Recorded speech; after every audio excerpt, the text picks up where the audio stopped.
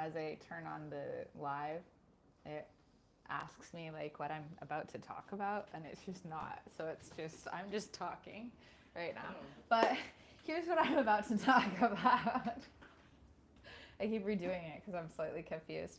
But we're about to talk about research literacy. So unfortunately, this is going to take some like more cognitive effort than the like comfortable meandering that we got to indulge ourselves a little bit in those last few minutes there.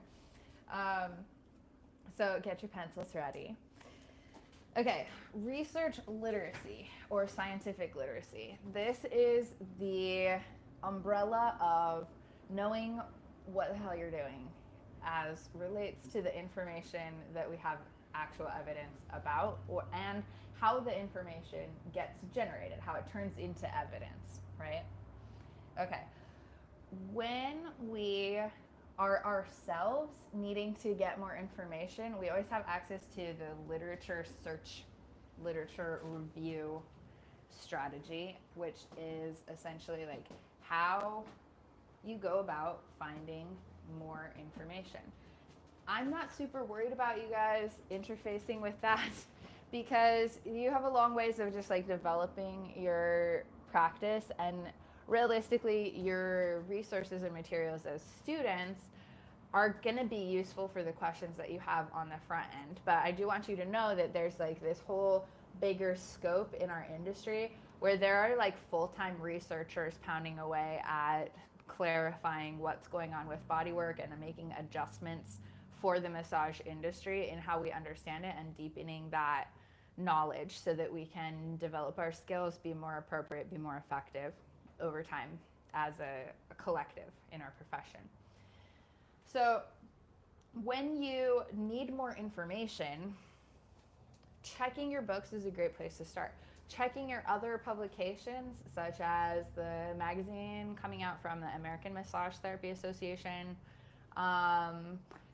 the materials that you might have used for continuing education opportunities, the like websites for some of these big organizations as well. And then of course your state board is going to have, here in Hawaii it's really not that much information, but the information that they have is very important to you. So, you know, checking in with some of that is key to kind of resolving some of those practice decisions that you're making in between.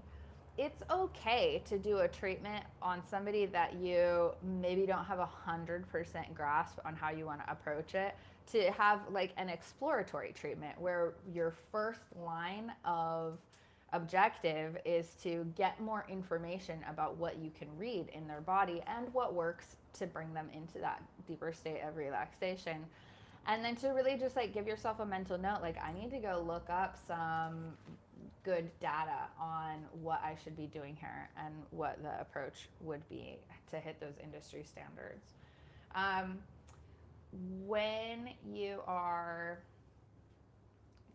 kind of identifying which piece of information you want to go with and finding, you know, conflicting voices, because anywhere, like if you're just throwing a question out to the internet at large, right, there's somebody who's representing every possible perspective that there is, and this is where like the bias becomes a problem when we go to address our concerns through actually building our knowledge set, is that it will be pretty easy to just find the one that's saying what you already want to hear and run with it, right? But if you can narrow down your question and really weigh the potential evidence that you're finding, whether it's actual research study papers or like articles that are kind of journalizing the knowledge that was acquired in those studies, you want to really stay attuned to the idea of the patient and the problem. How much does this information actually apply to your specific patient? How much does it apply to the problem that they're really experiencing? And what does it tell you about the intervention? Does it give you actually a direct instruction of something to try, or does it just inform what you would normally do anyway, to just stay a little bit conscious, a little more mindful of those things? compare, like pull up these differences of opinion and like actually step back and look at them side by side, get an idea of like these people are saying this one big range of ideas and these people are saying this other range of ideas. Like, can you pick up a thread of why it's important for one group of people to see it in a different way? Like, what are the values being expressed in that preference between groups of people who are in conflict, right? I have a question there. Yes. Is it ethical to pick up like testimonials off of Reddit from people that have a specific condition, or do you only want to go on things like PubMed with like clinical trials and Super great stuff? question. Can we use Reddit threads where people are self-reporting symptoms? Yeah. Or do we have to limit ourselves to like actual published research, peer-reviewed, the whole shebang? Yeah, specifically my friend who is my horse donkey friend has Ehlers-Danlos syndrome.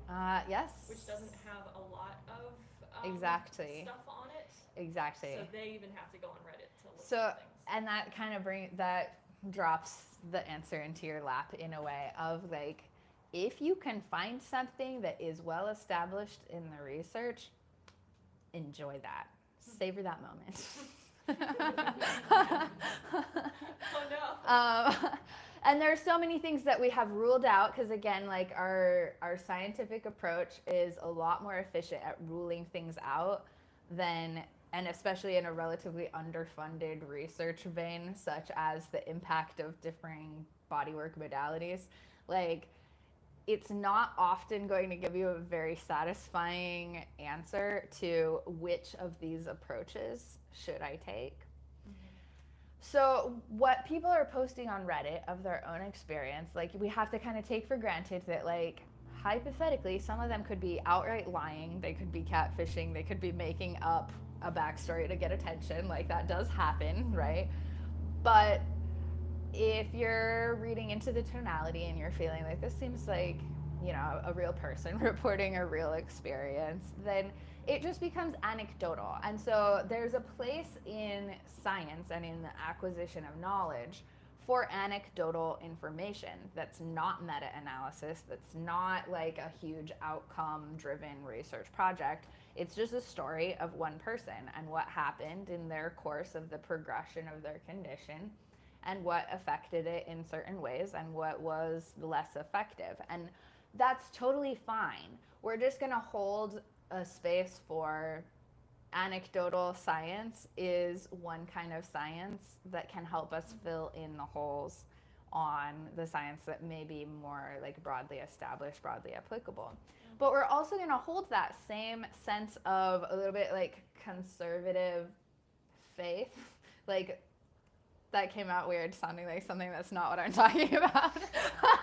But we're going to hold a sense of reservation on like throwing our whole belief into meta-analysis as well, because we have problems in that way of gathering information too. We have individuals that are very different from each other, maybe getting very different outcomes, all getting dumped into the same unit of measurement and like kind of shaken up and like averaged out. And that information will at times not serve you as well as the information that is anecdotal or that is fresh, that is coming out of people who are actively having these experiences, learning the vocabulary to describe their sensations, developing an approach to their set of problems. And like your clients are running experiments all the time on themselves, right? That they're like, oh, I have some indigestion, what did I eat? Like they're playing with causation all the time,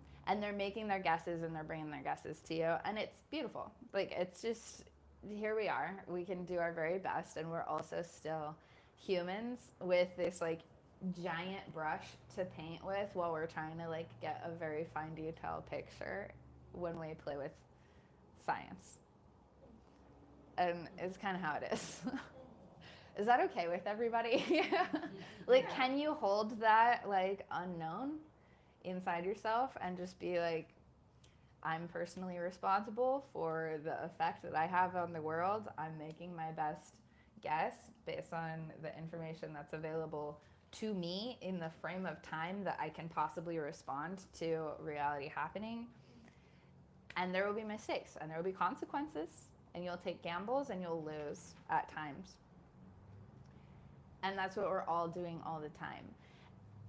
And we don't have to be like on point perfect in our technical performance as much as holding that energetic where the client gets to experience what it's like to be okay with the unknown, to be able to step back from the anxiety driven cognitive grabbing of having to like know the right thing, right?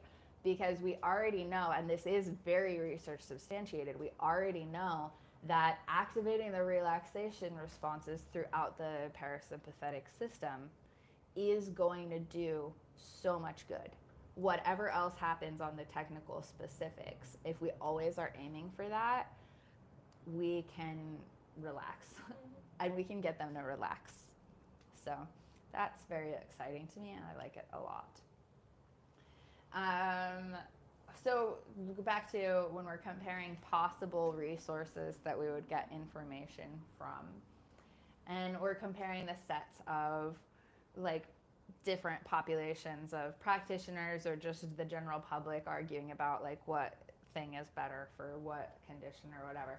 You also want to kind of keep an eye on that outcome, and that's where the anecdotes are going to really help us, where people are able to report in a little bit more detail that they had this experience and then something else happened after that. And that's also kind of nicely captured in some of the like big research studies as well. So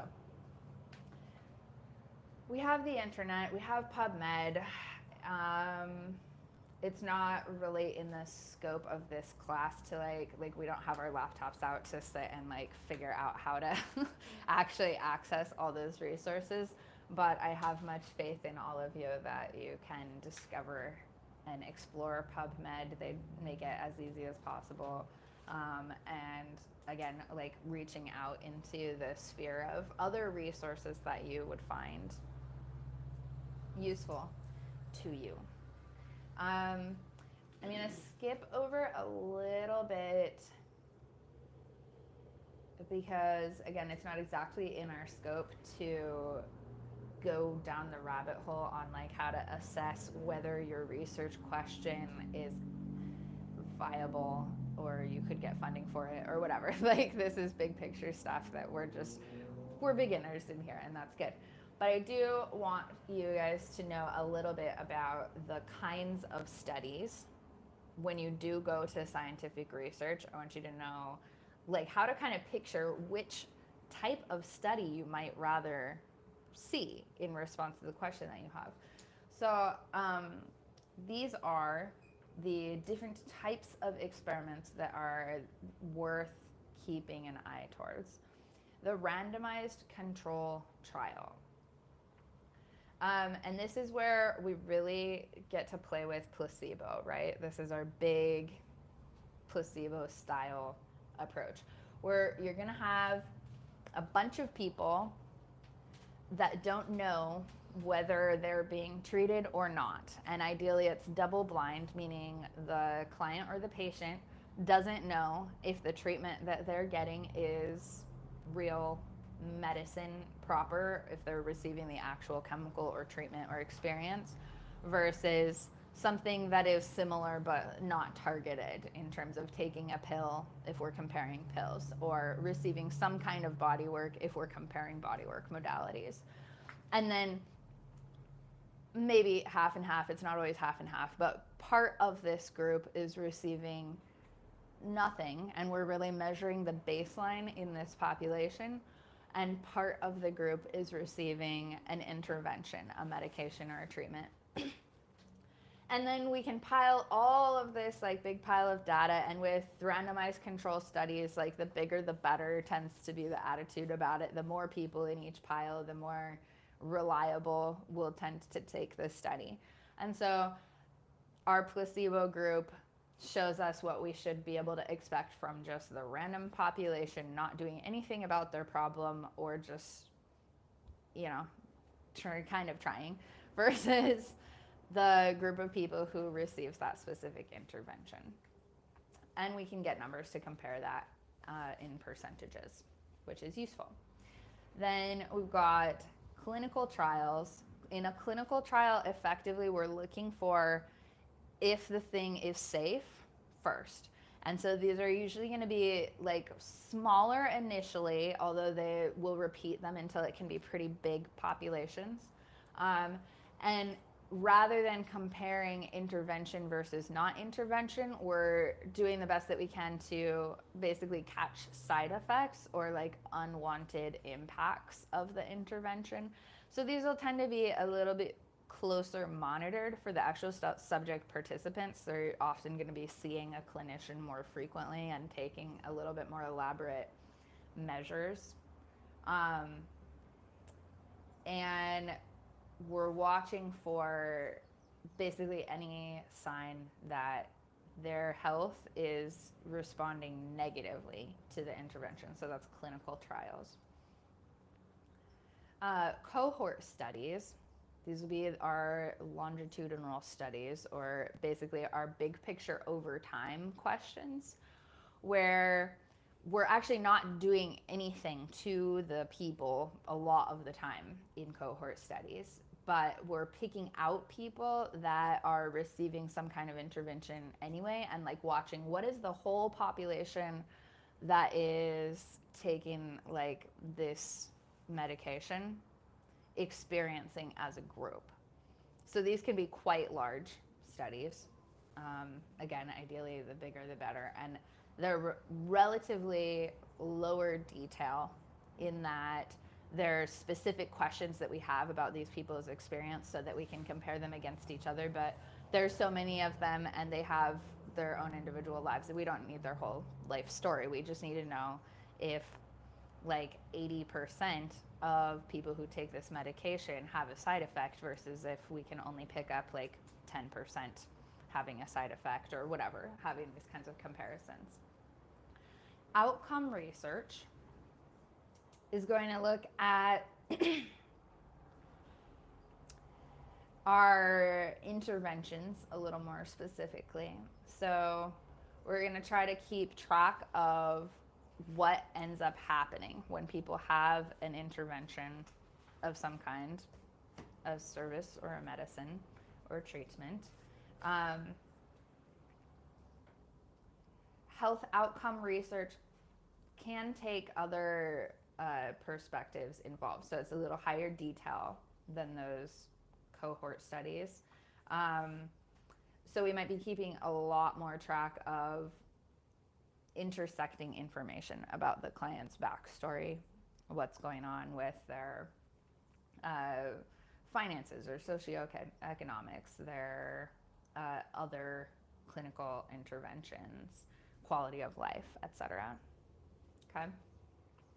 A case series is going to follow a research method on a series of clients. So these will tend to be much smaller, a little bit more anecdotal in concept, in that we're collecting a set of stories that shows the range of what's possible for either a demographic or intervention. Yeah.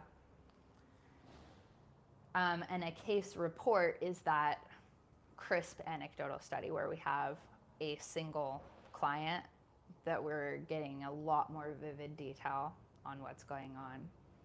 So it's sciencey. We have these specific terms for it. It's very like possible to make a big like ivory tower deal out of it, but this is like to translate clinical trials, cohort studies, blah, blah, blah. These are different types of stories. These are different ways of telling stories of individuals or bigger groups of people.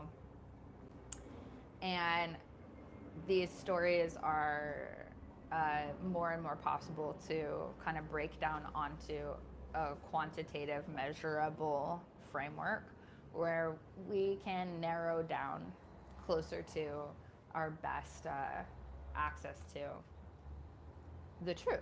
What was the one after outcome research? After outcome research, case series. Case series. Yeah. Mm-hmm. Okay. So if you find yourselves in the future curious about how you would go about doing research, There is a segment in the book about that. Feel free to unpack that. And you can also get in touch with me. I can connect you with our organizations that are really on the forefront of massage therapy specific research. But let's move forward on that and talk a little bit about, do you guys all have your books with you? No. Okay. Sorry. No worries. Let's see what we can. Let's talk about the outcomes of massage from a research perspective. Okay. And just, I would love for you to take a look at the book just because it gives an example of the specific research and the citations that are being used to make these cases for these different bits of information. But I think I'm going to switch gears a little bit and just respect where we are in the learning process and deliver to you what we know about the outcomes of massage in a little bit simpler way without, yanking on that cognitive thread too hard at this time. Okay. So let's talk about relaxation. None of this will be exactly new to you because we have been running around with these ideas, but let's start weaving it all back together. So we have a verified outcome in terms of like the scientific community accepts the research as justifying the claim that relaxation is an outcome of massage. General overall feeling of well-being involving mental and physical relief after effort. The massage is tranquil, soothing, and comforting. Impact on well-being qualified as judging life positively and feeling good. So the research-based evidence for massage supporting relaxation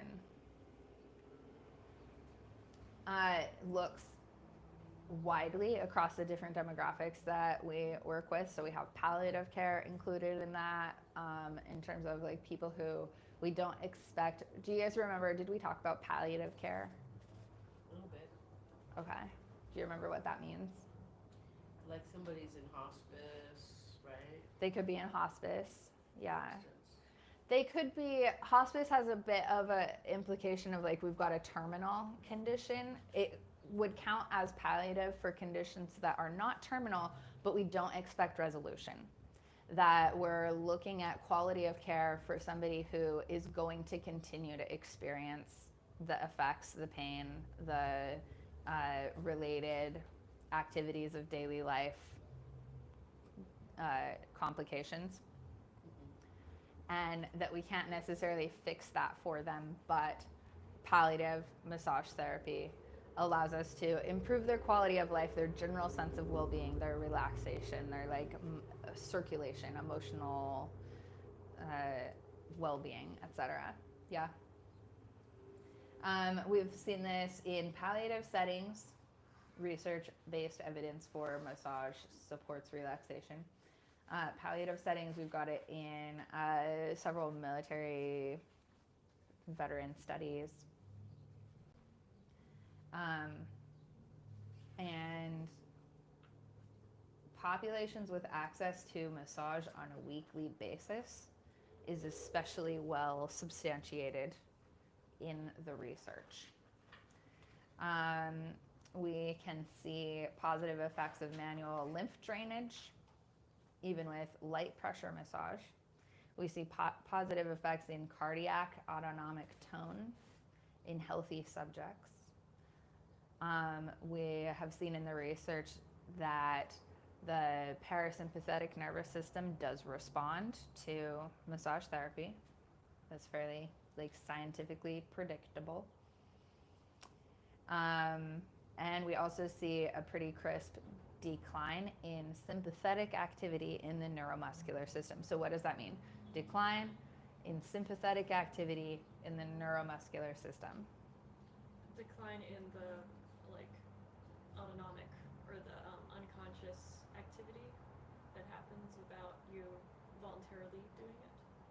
Could be, yes, voluntary. It's not necessarily making the distinction between conscious and unconscious, but sympathetic versus parasympathetic. So that's the gas versus brakes dynamic there, right?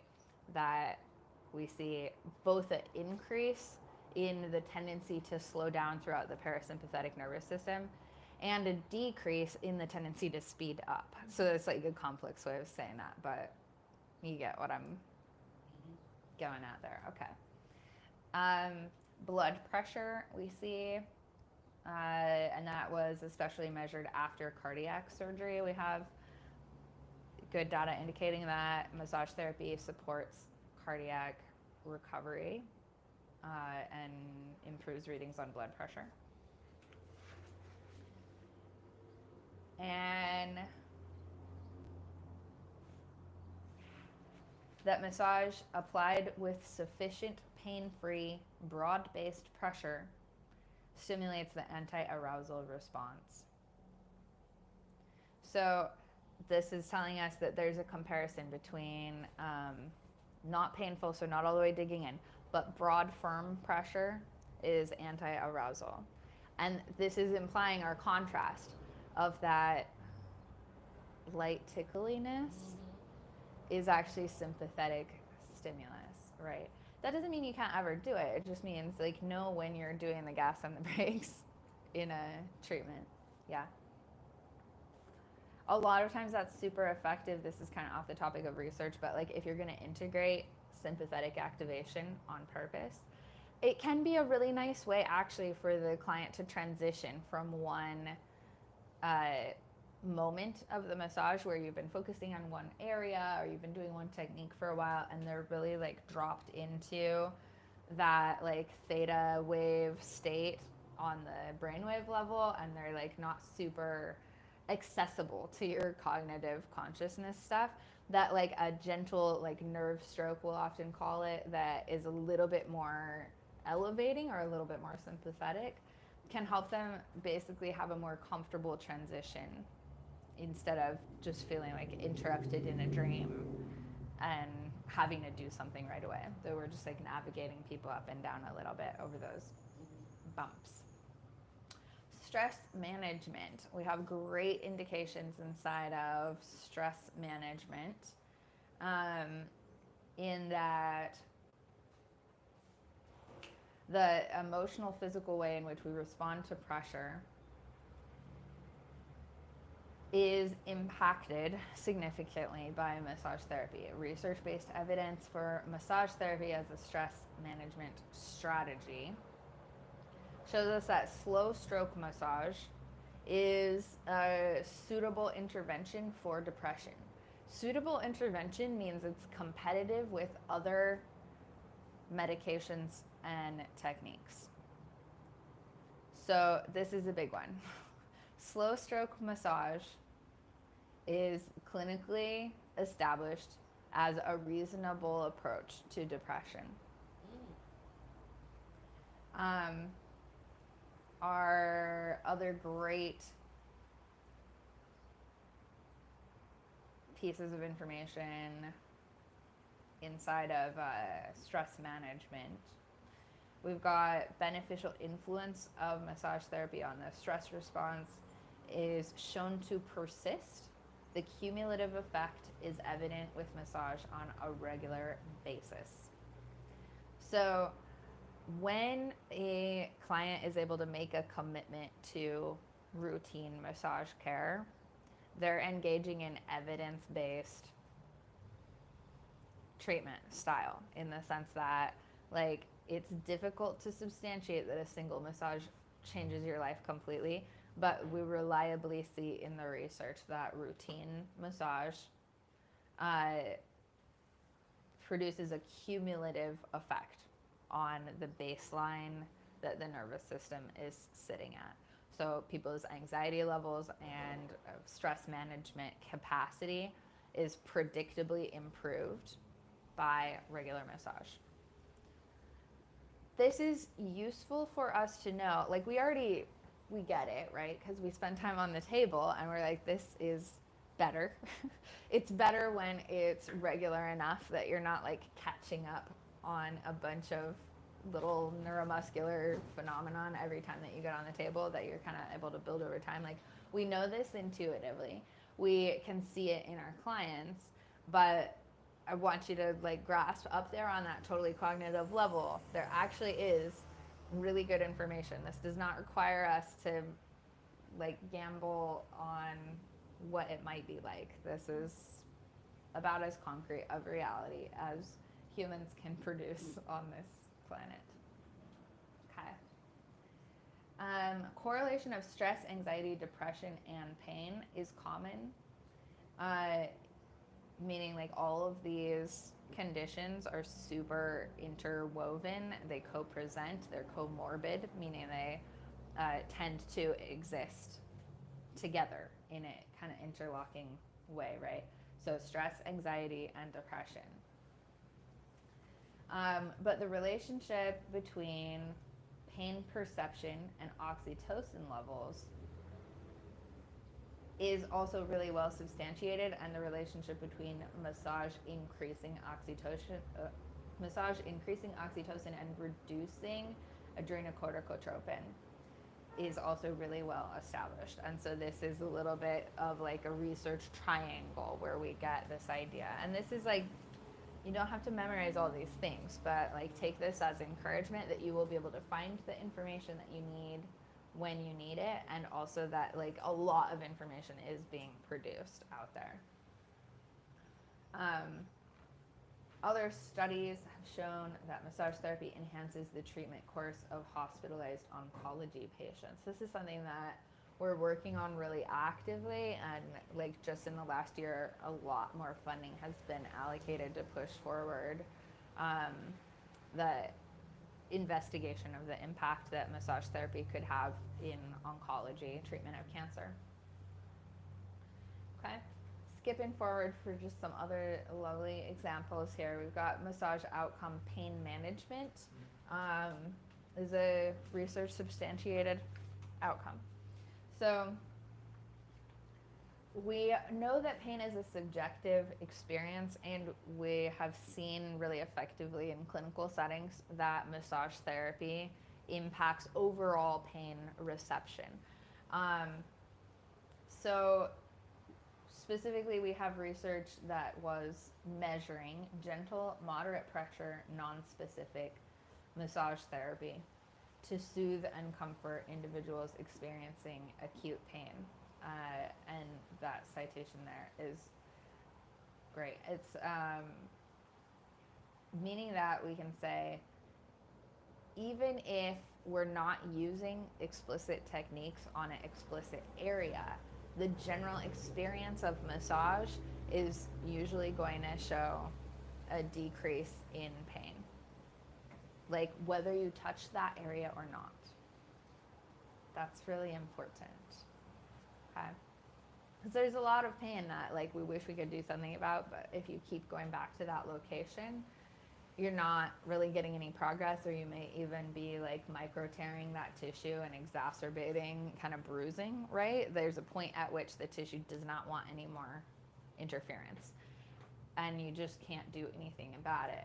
But continuing to practice full body massage without focusing on a specific region is still going to have a measurable difference on the client's impact of pain in their experience, and that's substantiated. Okay. That's especially well investigated with headache and low back pain. They're always peering around looking for information about that. And this is a kind of interesting little note. Currently, the evidence is stronger for massage management of low back pain than for neck and shoulder pain. just because we've pointed a lot of individual studies at it. I suspect that the reason that we have pointed so many studies at it is that low back pain is substantially one of the highest reasons for people to call out of work. And so any insurance providers that have to do with workers' compensation or back injury claims, and any employers who really don't want to see a lot of loss out of people just not showing up, or the costs associated with people who are injured on the job especially, are a little bit more motivated to deal with that than just about anything else. And the demand in non-pharmacological treatment of pain has resulted in an increase in massage and pain management related research. So this is one of these places where when we are as a profession pitted against the pharmaceutical industry, we're doing a little bit better showing up. Like, we don't necessarily have the best offense, but we're really building our defense. And it's coming out really well. We see this like conflict between the need to manage pain and the extreme effectiveness of opioids on pain in the short term. Has really developed this cycle, and we know now that there has been a lot of like strategic mishandling of this concern for the general population, where we have people like really not being screened appropriately before being handed opioids, not being like medically supervised. And the more chaos develops in the pharmaceutical attempt at resolving the concern of pain inside of like society, but also realistically like labor and industry, right? Like that's where the money is moving fast enough that people actually get motivated to do something about it, right? And we have more and more evidence that most of the opioid addiction cycles could have been handled inside of massage with no pharmaceutical intervention, or with much more moderate pharmaceutical intervention. And that's pretty political right now, our conflict with the opioid crisis. So tuck that away in your professional awareness. Another big massage outcome that is pretty well substantiated is that functional mobility. So individuals who seek massage are frequently experiencing some kind of movement limitation. And the research is building up. I would say not quite as strong as some of our other outcomes that we've talked about here on the like stress management and stuff. Like, our research supporting functional mobility is a little bit more complicated to gather, and it hasn't piled up quite as fast. But we have a pretty reasonable foundation accumulating in the research to believe that in many cases, many massage techniques have a significant impact on functional mobility as well. This is a really key concept that I want you guys to get. Pain-related fear about movements leads to a cycle of decreased movement. Let's play that through. Pain-related fear about movement leads to a cycle of decreased movement. So this is our concept that functional mobility actually descends from mobility, that we have this like inhibition of essentially a trauma experience of an injury, where we tend to want to protect the damaged tissue or the painful area. But as we hold it still over the course of time, this is going to really devolve the integrity of the structure and actually decrease its ability to respond, heal, and recover. So this is inside of the functional mobility outcome. This is part, like I would say, the best substantiated claim, in that simply assisting our clients with a variety of treatments that aim at those fears, like assisting clients in reconditioning their nervous system expectation about pain is a very central piece of why we get results in functional mobility when we see them. It's a little easier to look at that one than the other pieces. Do you guys remember talking about tensegrity? Tensegrity. Remember that thought? Yeah, this is a concept that falls under that functional mobility question, where we need to have some awareness of how mechanical force transmits through the body. So this is a term that was actually come up with by Buckminster Fuller. So it's like an architecture thought, if you will.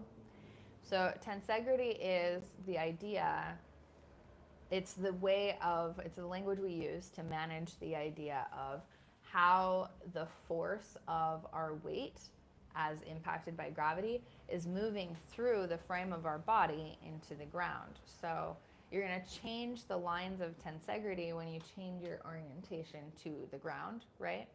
And you can tune into that on yourself of maybe just take your head into your awareness there and notice if it's like forward of your spinal column, just kind of pull it back and drop it onto the spinal column. This is a really key location to be aware of and develop that awareness of. So like letting the head fall forward, getting that like forward leaning neck posture, feel the line of tensegrity. The tissues are going to light up as you experience that, where you become increasingly aware over time. As we like continue this embodiment process, we'll get better and better at it. But that there literally are lines running through the body of what tissue is taking that gravitational pressure, holding us up, and we can move them around inside of ourselves. So when you take your head and you pull it back from a forward position and let the weight of your head rest on the actual spinal column, then your tensegrity line changes from a muscular activation, where you're most aware of it, to the much more subtle information that's coming from bones. Do that a few times to get that comparison. Like when you turn the line of tensegrity across that edge. From the forward head posture, where we know we really have to activate the neck musculature in order to bear the weight of the head. And so it's transmitting across, still going into the back, of course, because all of the weight of us eventually ends up getting pushed down into the ground. But when we carry it muscularly like a suspension bridge versus when we drop the head onto the spine like a column. You picking up the sense for that a little bit? Okay. Try finding it like with shoulders a little bit. Maybe put your arm in a position that is not what you normally would do. Feel through that. And try staying alert for essentially like what muscles are transmitting the weight of your arm back into your body so that you can drop it the rest of the way into the floor.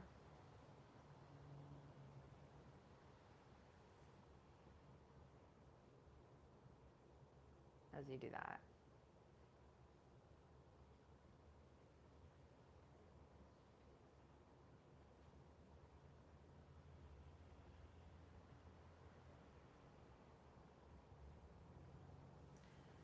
So that tensegrity idea is really central to our functional mobility and has become really central to how we can measure and actually turn our anecdotal progresses into research-based outcomes. Is it just tension and integrity? Basically, yeah, he just smushed it together. It's the like integrated tension. Yeah, tensegrity.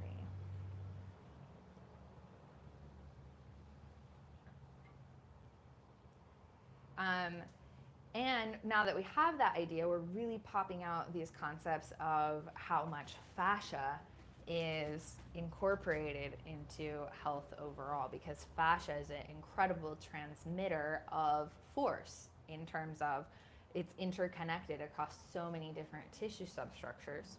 And so any pressure getting placed on the body is like subtly but fairly completely impacting the pressure running through the fascia of the entire body. So try that out and see if you can find some of that. Maybe grab, I like pec minor for this especially because it tends to be like a place where we're all a little bit collapsed, so it's easier to pick it up.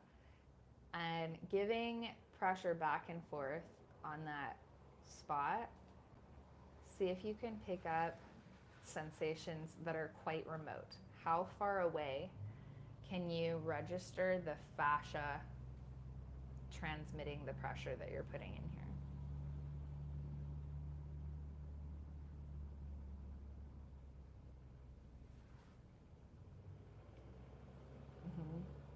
Yeah, feeling a thread of it down the arm a lot of time.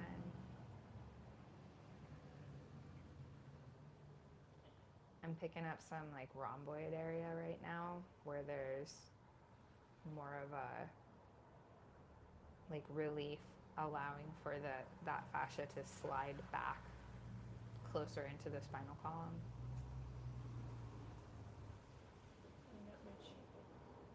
Picking up in your cheek, yeah.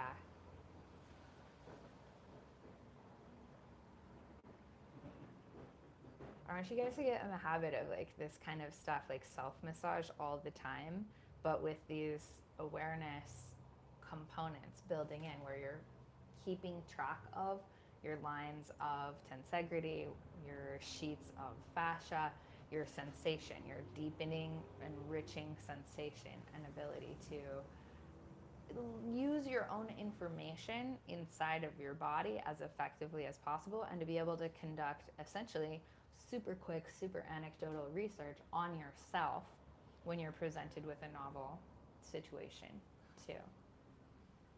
My right side is so messed up.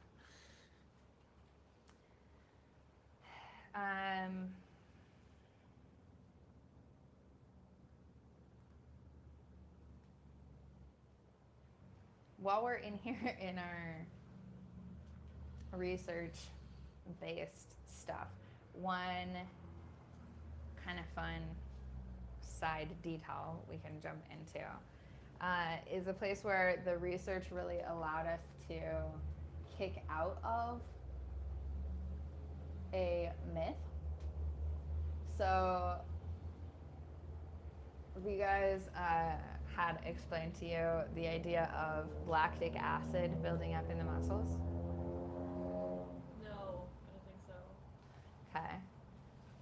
Well, a common theory or belief that is really widely spread in like gym settings, personal trainers will talk about it a lot, and inside of massage therapy we used to refer to it pretty heavily. Now it's like the research is in, so the professionals are mostly moving on to the next thing, but it's still kind of circulating in the general population, right? The idea that lactic acid causes stiffness in the muscles, and that the impact that we get on muscles when we do touch-based therapy on them has something to do with like freeing the lactic acid out and making it like go back into the circulatory system. But we do not actually see that happening as we zoom in from the research perspective. So what we are seeing is that lactic acid doesn't really exist in the body. It stays in a molecular structure of lactate, and it does not actually acidify the blood. So that idea of like the fatigue or the burning sensation of the muscle soreness being related to lactic acid, like actually kind of having a burning sensation, doesn't really hold up.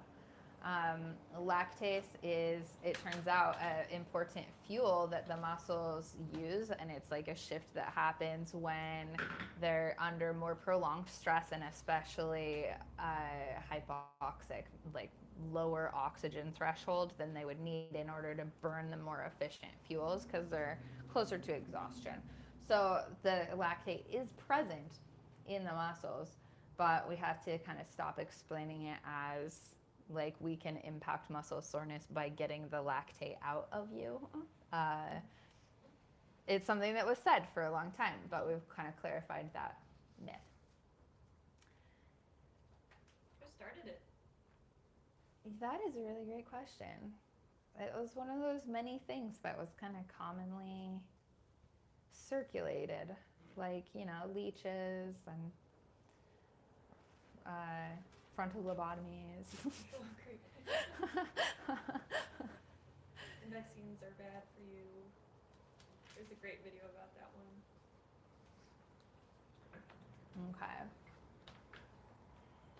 I feel we have about exhausted everybody's processing power for today, and we are closing in on our 50 minutes. Oh, actually, we're past 11.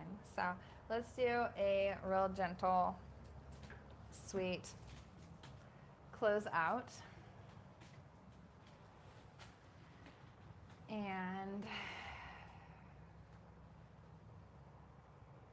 just let that data trickle down into the system. Let it turn into a release where we've been in a more beta wave driven brain state of being aware, being retaining. Let's kind of open back up into that creative experience, embodied experience combination there. And then just allow that information to drop down into our confidence and our awareness of being able to navigate the situations that are going to present themselves.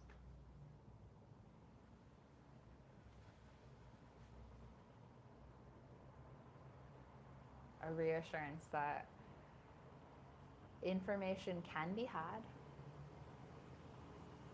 We can do a really good job. And we also can use our own discretion to bridge the gap where the science is not present. That we'll be able to sense the art and the craft and the magic of it, and keep that balance in place. Take a few breaths to just wave that through the body. The balance of science and art, craft and magic.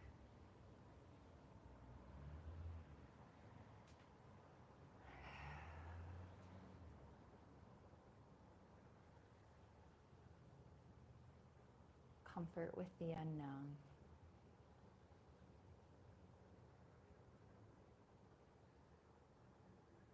And return to your skin, return to the surface, return to the room. All right. Good job, everybody. Thank you, Adele. You are welcome. We'll be back next Tuesday at 9.